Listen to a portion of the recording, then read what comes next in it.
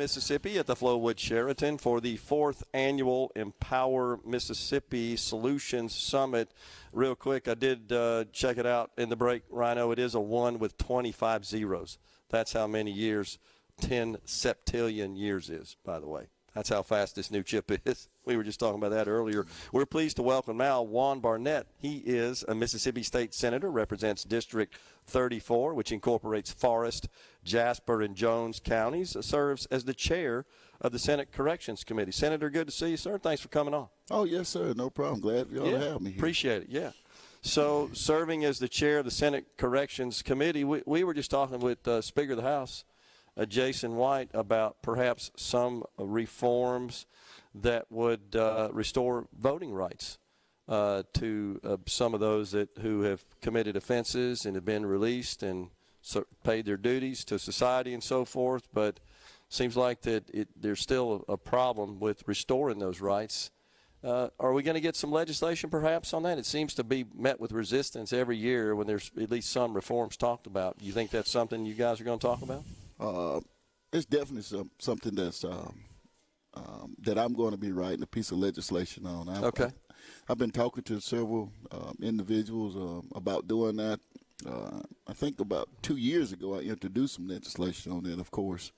It didn't get anywhere, but it's something that I'm definitely going to bring back up this year. And I do believe that individuals who have been out for a certain amount of time and haven't committed any crime since then, have paid their debts to society, should have their rights restored, but shouldn't have to go through this long, lengthy process of getting an attorney involved and all of these things. I think that they should be able to take the information back to the sentencing court to where they were sentenced at, let the judge and everybody review that information, and then let their rights be restored from there, because so often everything has to go through lawyers and everyone else and people don't necessarily have the funds to be able to do all of that. I think if the courts can sentence something, then the court should be the one that helps restore their rights. And in particular, the speaker mentioned is those who were convicted of nonviolent Exactly, crimes. nonviolent. Yeah. Yes. Mm-hmm. So they've paid their debt. And, they run into all kinds of other obstacles as well just because they have that on their record. But, again, they perhaps were convicted of just simple drug possession and spent a lot of time in prison. And now they're out. They've been rehabilitated. They're ready to reintegrate into society.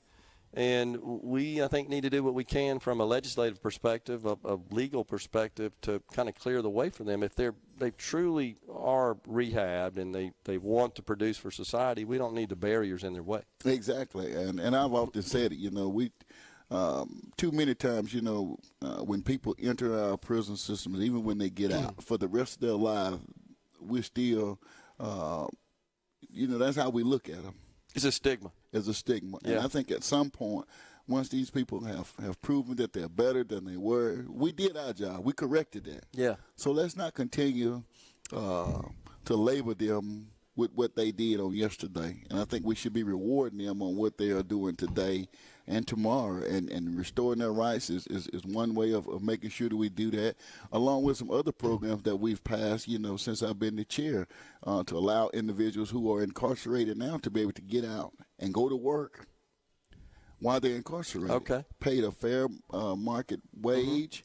Have a savings account when they get out, and a job to go to when they get out. Yeah. Where else do we do that at? Yeah. And get acclimated to working before they're released, so it's not just kind of hit them abruptly. And I was listening to one of the ladies there today who had been through the system, and it's something else that I've been talking to MDOC about forever, is 6 months before she was released, they came to her and said, you need to apply for a birth certificate and a Social Security card. Yeah. Well, this is something that we should do when they enter the Department of Corrections and place it in a file, so when they get out or when they are 6 months out, then they already have this information before them. Okay. We're too many times trying to figure out what we're going to do post-release, and we need to start working on what we're going to do when they first enter the system. How we're going to fix this problem versus waiting until they're 6 months out or a month out. And you got thousands of people who are in that same number that are waiting to get out. We can't We can't effectively do anything like that. Well, it's supposed to be corrections. Supposed to be corrections. Right. And that's not to say that someone who's committed a heinous crime, in particular a violent crime, they need to be punished, and they need to be punished severely. But our prisons are brimming with people, are they not, that committed nonviolent crimes. Nonviolent crimes and need to be out today. And Gerard, I mentioned a second ago about the program that we started. 2 years ago, I passed a bill that was a pilot program that would allow 25 individuals, 20 men and 5 women, to be part of this program over at CMCF. We had 38 individuals to go through this program. 38. Do you know how many out of that 38 returned to prison after they was released? 2. Okay. 2. And that's the goal. And that should be the goal. And that's the whole goal. Yeah. So what we did, we expanded it to 25 individuals across all of our institutions, both private and state prisons, to take advantage of this. And this is something that employers are even buying into.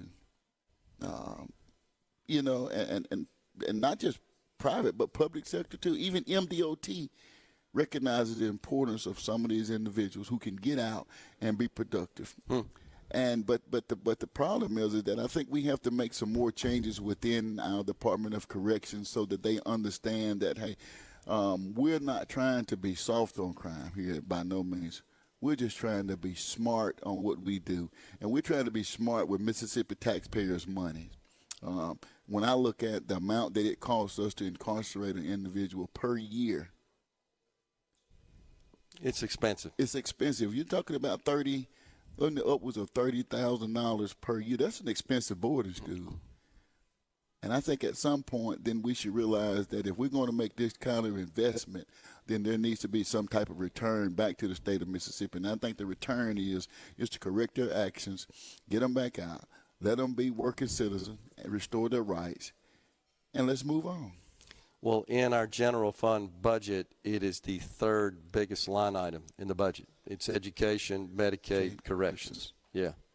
Everything else is nothing kind of combined. It's those three, but corrections is a big part of that. Exactly.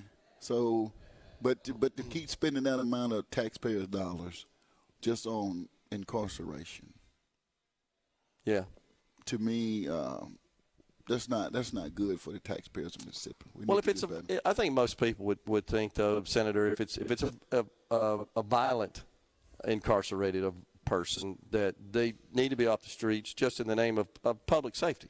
I think we all agree with that. But it's the nonviolent criminals, if you will, that are locked up. And that's been my whole fight since I've been there. I don't know if I told you this or not, Gerard, but, I lost my father to a violent crime. I do remember you talking about that.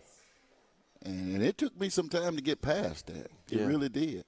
But at the same time, I still realize that there are other people out there who commit nonviolent crimes, who need a second chance. And a lot of these people that we're talking about giving a second chance, it really never really had a first chance. Yeah. So sometimes, maybe, we're the ones that actually believe in them enough to do better because that's something to support. Maybe they didn't get somewhere else before. So, no, I'm not saying that we should just open the doors and let everybody out. That's not what I'm saying. I think that some people who are there need to be there and should never be out. But there are some people who are there that really needs a second chance in life. And I just think this is a way for us to be able to offer them that second chance. Gotcha. Well, I think it's people have the opinion, I certainly do, that there may be some violent criminals. I'm not sure they can be rehabilitated fully, honestly. But nonviolent, they need help more than anything else. Exactly. And if you heard those individuals on the panel this morning, I mean, there are a lot more who fit that model. There are. There are a lot of them out there who fit that model, who has a college education, who has a degree, that has the smarts to be able to do whatever it is that they can do. But what's holding them back is not what they did to land them in the Department of Corrections, but what's holding them back is the state of Mississippi for not believing in them or not trusting in them enough to give them that opportunity to show us what they're really capable of doing. I think you're right the way you described it. We got to approach this with thought and rational thought, and be smart about our policies here with respect to criminal justice and just incarceration in general. We'd all benefit from, I think, working in that area, and I appreciate your leadership on that. Thank you. Thanks for coming on, Senator. Thank you. Yep, appreciate it, man. Mm-hmm. Thank you, sir. Yes, sir.